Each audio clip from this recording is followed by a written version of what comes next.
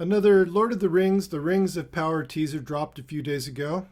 Plopped may be more like it. The consensus among Tolkien fans is that this series, based on the footnotes of the Silmarillion, is going to be about as representative of Tolkien's vision as Captain Crunch is of the Napoleonic Wars. If you've watched my video about prequels, you'll have some idea of what I think of this sort of thing. But reasonable people can disagree. There's really just one question I want to explore. Will the writing be any good? So let's set aside our prejudices and examine the evidence, as well as the culture of the entertainment industry today, to see if we can make some educated guesses. There's a good reason companies like Marvel, Disney, and Amazon keep reviving old properties to make new things that are so drastically unlike the originals. It's the same reason YouTubers like me make videos on the subject. They come with a big, ready-made audience. Generations of people have attachments to characters like James Bond, Spider-Man, Sherlock Holmes, Obi-Wan Kenobi, Jean-Luc Picard, and a host of Disney characters. They're known and loved by millions. And by associating a project with these characters, you can leapfrog the uncertain and tedious process of building a new fan base. For giant companies, it's a way to minimize risk. But it's a sad fact that they all too often perform a bait-and-switch that sidelines old characters in favor of new, more relevant if less charismatic ones. But setting aside the obvious problems with Lord of the Rings of Power, as it relates to Tolkien's work and vision, let's consider it as writing. You'd think this would be almost impossible, but in a few dozen words and images, Amazon has revealed that it doesn't respect Tolkien's timeline, the history of the characters, or the laws of physics. So let's look at how similar works have fared of late. Trends spread through the insular world of Hollywood like monkeypox, and we can make some fair guesses based on the recent treatment of similar works. A few months ago, I attempted to watch the Netflix version of Robert Jordan's The Wheel of Time. The books were set in a world like medieval Europe, heavily flavored with Celtic mythology and Buddhist concepts. But from the first episode, I could see that it had been altered. All right, I just ignore the man buns and all the other skin-deep elements and see if it was any good. I barely made it through the first episode. The writing was terrible, the story was ponderous, the characters soulless, and the dialogue flat. And of course, there was girl power everywhere. Now I enjoy strong and resourceful characters of either sex. I don't want to go back to the days of brainless, wailing damsels in distress. They were always kind of annoying. But a new, obnoxious, and equally unlikely cliché, that of the kick-ass woman, has taken their place. I enjoy characters like Brienne of Tarth, Buffy the Vampire Slayer, or Ripley from Aliens. They're interesting and multidimensional, and they enrich the fictional universe. The kind of ass-kickers I don't like are overbearing jerks who are meant to be heroes. Now I know it's not easy to make big-budget shows like The Wheel of Time. They're expensive, and if they're going to be profitable, they need to appeal to as many people as possible, not just hardcore fans. Compromises have to be made. So it makes sense to simplify some of the aspects that might confuse the layman and the lame among us. And we live in a time of prescription and puritanism. So we can hardly expect these massive globalist companies to give us anything that really respects the source material. The one thing they could do to compensate for these liberties is give us stories that are well written and engaging. I suppose what struck me most about The Wheel of Time was how artificial everything seemed, and how unappealing.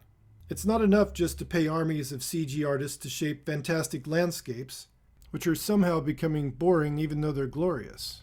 But if the people in these murky and pastel worlds don't seem to belong there, or have no real personality, then it's all for nothing. I picked on The Wheel of Time because it, like The Rings of Power, is an Amazon production, but there was no shortage of examples I might have used.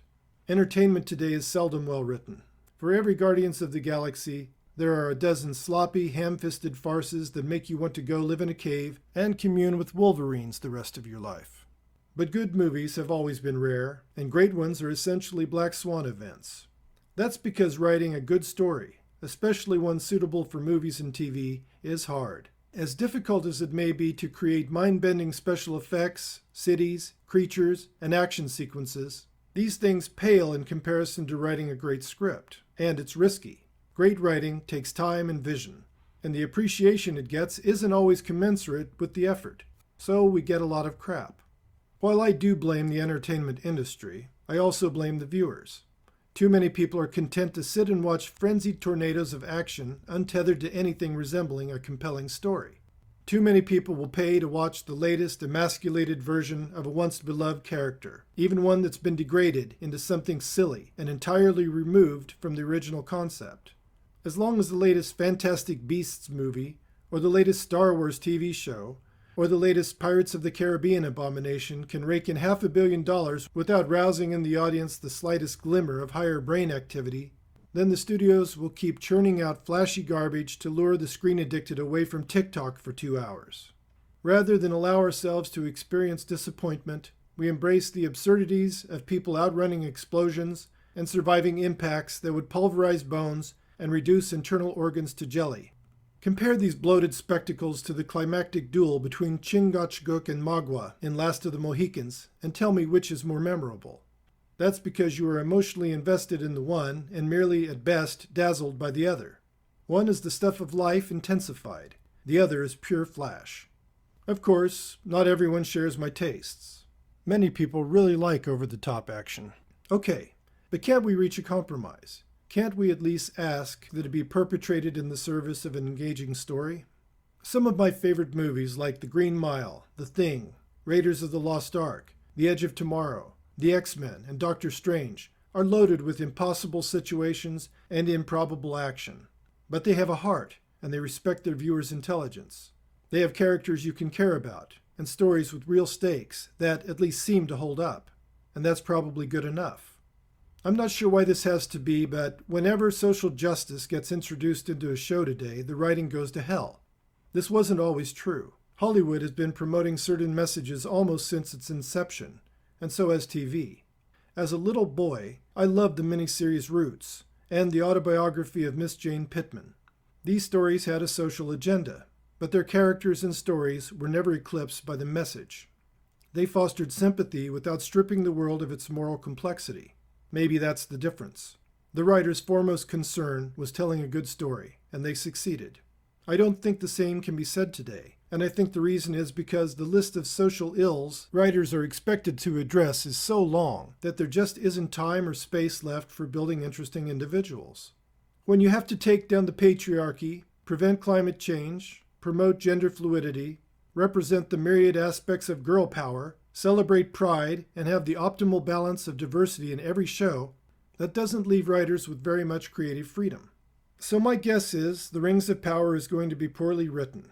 To compensate for this, the creators will throw a ton of CGI at us, which, by the look of things, won't be very satisfying, and the laws of physics and kinesiology will be flouted with typical Hollywood indifference. It will disappoint Tolkien fans, but enough non-fans will watch it that Amazon and the journalists will claim victory. I hope you enjoyed this video.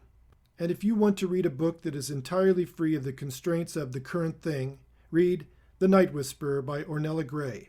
It's available at Amazon.com. There's a link in the description. And until next time, happy writing.